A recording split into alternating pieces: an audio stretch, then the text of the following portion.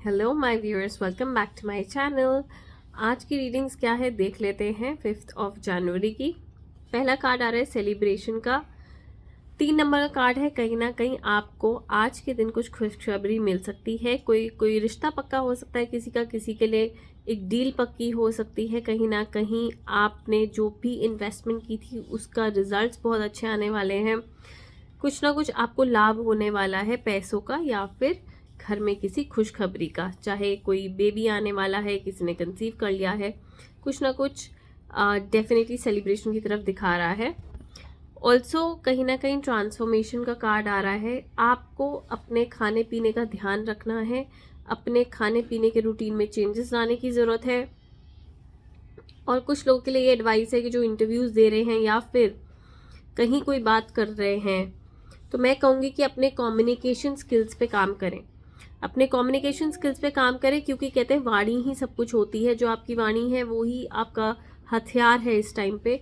तो जितना आप सोच समझ के बात करेंगे, जितना आप समझ से एकदम पॉइंट टू पॉइंट बात करेंगे, इधर उधर की बात ना करके, टाइम वेस्ट ना करते हुए, जो रेलेवेंट बात है, रेलेवेंट पॉइंट्स हैं, उनको अगर आप देखेंगे, उन्हीं को प्रेजेंट करेंगे, तो आपके काम बनते हुए भी नजर आ रहे हैं।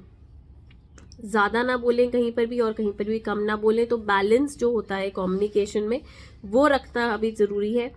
कुछ ना कुछ कंट्रोल के कार्ड्स आ रहे हैं। अगर जो लोग ओवर कंट्रोल कर रहे हैं चीज़ों को, तो मैं कहूँगी थोड़ा सा रिजिडिटी हटाओ माइंड से, थोड़ा फ्री माइंडेड हो आप लोग, ठीक है। और आज के हिसाब से रहो, और जो सिचुएशन मांग कर रही है उसके हिसाब से आप रिएक्शंस दो।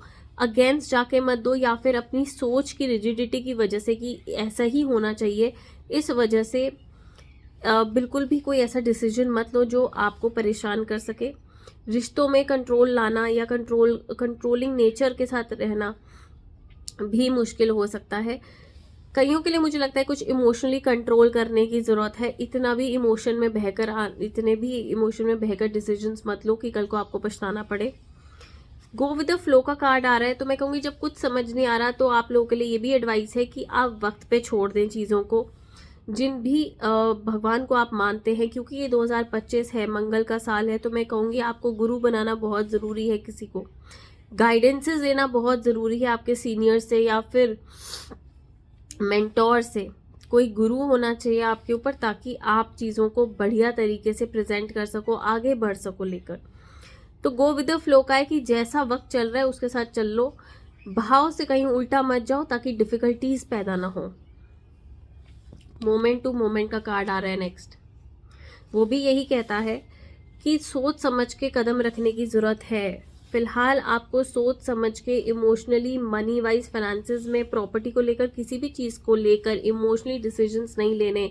कुछ बेचनी है चीज़, इमोशनली नहीं करना है। कुछ भी कहीं पे भी इन्वेस्ट करना है, इमोशनली नहीं करना है। सोच समझ के चलें पैसों को खर्चने के मामले में, या फिर कहीं इन्वेस्ट करने के मामले में, या कोई भी डिसीजन लेना है पैसों को लेकर, या किसी प्रॉपर्टी को लेकर, या किसी भी चीज़ को लेकर, तो आप इमोशनली ना हो, बिल्कुल भी डिसीजंस ना लें।